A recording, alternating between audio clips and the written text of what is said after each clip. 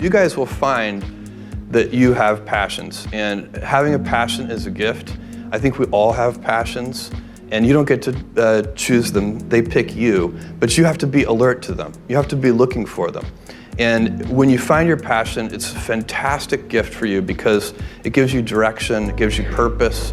You can have a job, or you can have a career, or you can have a calling. And the best thing is to have a calling. And if you find your passion, you'll have that, and all your work won't feel like work to you. Many kids and many grown-ups do figure out over time what their passions are. And sometimes we let I don't think it's that hard. I think what happens though sometimes is that we let our intellectual selves overrule those passions. And so that's what needs to be guarded against. My job, one of my jobs as the leader of Amazon, is to encourage people to be bold. And people love to focus on things that aren't yet working. And that's good, it's human nature. That kind of divine discontent can be very helpful. But it's incredibly hard to get people to take bold bets. And you need to encourage that. And if you're gonna take bold bets, they're gonna be experiments. And if they're experiments, you don't know ahead of time whether they're gonna work. Experiments are by their very nature prone to failure. But a few big successes compensate for dozens and dozens of things that didn't work. So, bold bets, AWS, Kindle, Amazon Prime, our third-party seller business, all of those things are examples of bold bets that did work, and they pay for a lot of experiments. I've made billions of dollars of failures at Amazon.com, literally billions of dollars of failures. And you might remember Pets.com or Cosmo, or give myself a root canal with no anesthesia very easily. None of those things are fun, but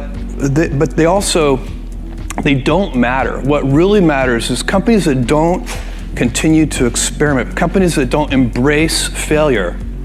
They eventually get in a desperate position where the only thing they can do is make a kind of Hail Mary bet at the very end of their corporate existence. Whereas companies that are, making bets all along, even, big bets, but not bet the company bets. I don't believe in bet the company bets.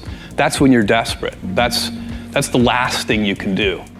You could be out of work and have terrible work-life balance. Even though you've got all the time in the world, right. You could just feel like, oh my God, I'm miserable, and you would be draining energy. And so you have to find that harmony. It's a much better word. And I think for most people, it's about meaning. People want to know that they're doing something interesting and useful. And for us, because of the challenges that we have chosen for ourselves, we get to work in the future, and it's super fun to work in the future for the right kind of person. You need to be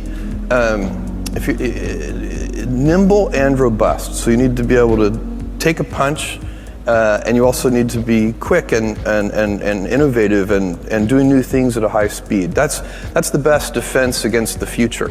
And you have to always be leaning into the future. If you're leaning away from the future is going to win every time. Never, ever, ever lean away from the future. We all have adversity in our lives. I doubt if you really, if you know somebody, any friend or anybody that you talk to, there's no lack of adversity. And by the way, that's good, because it's what teaches us how to get back up. You fall down, you get back up. It always happens.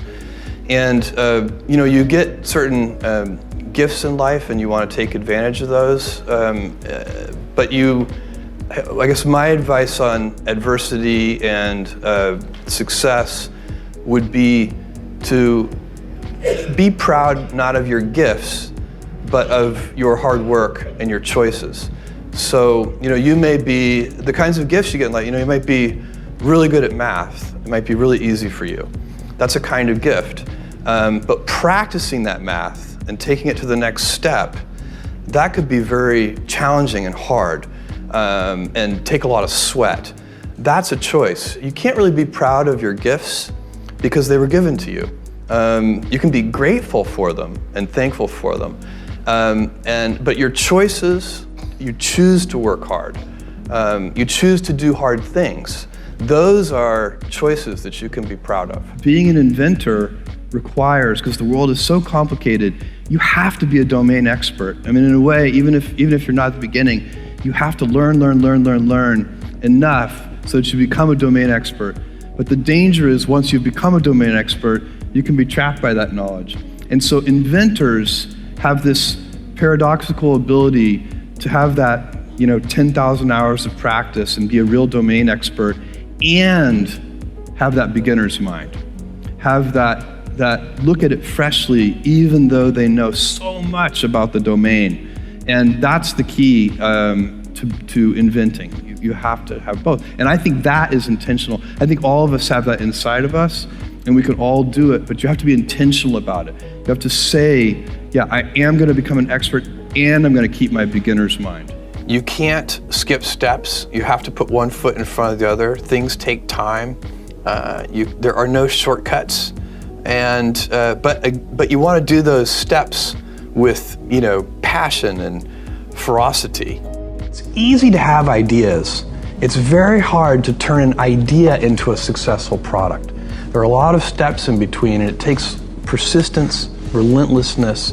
So I always tell people who are, who think they want to be entrepreneurs, you need a combination of stubborn relentlessness and flexibility. And you have to know when to be which.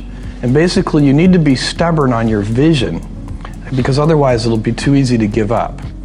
But you need to be very flexible on the details, because as you go along pursuing your vision, you'll find that some of your preconceptions were wrong, and you're going to need to be able to change those things.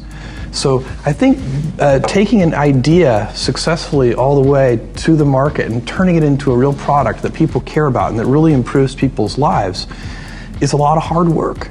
Don't try to chase what is kind of the hot passion of the day.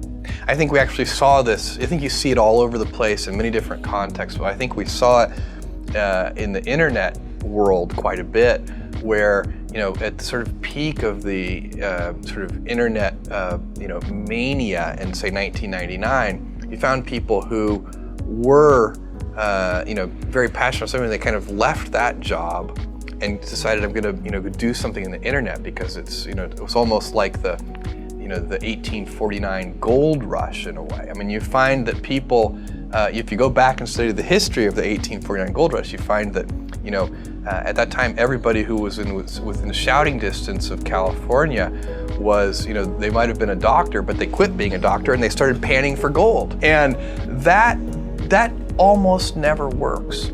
And even if it does work, according to some metric, financial success or whatever it might be, I suspect it leaves you ultimately unsatisfied. So you really need to be very clear with yourself.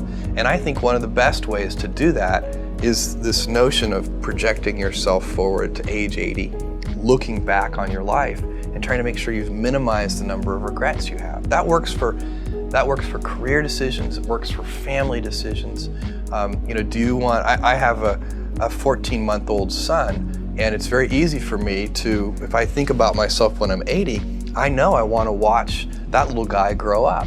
And so I don't want to be 80 and think, shoot, I missed that whole thing and I don't have the kind of relationship with my son that I wished I had, and so on and so on. So if you think about that, so I guess another thing that I would recommend to people is that they always take a long-term point of view. And I think this is something about which there's a lot of controversy. There's a lot of people, and I'm just not one of them, believe that you should live for the now. I think what you do is you think about the great expanse of time ahead of you and try to make sure that you're planning for that in a way that's going to leave you ultimately satisfied.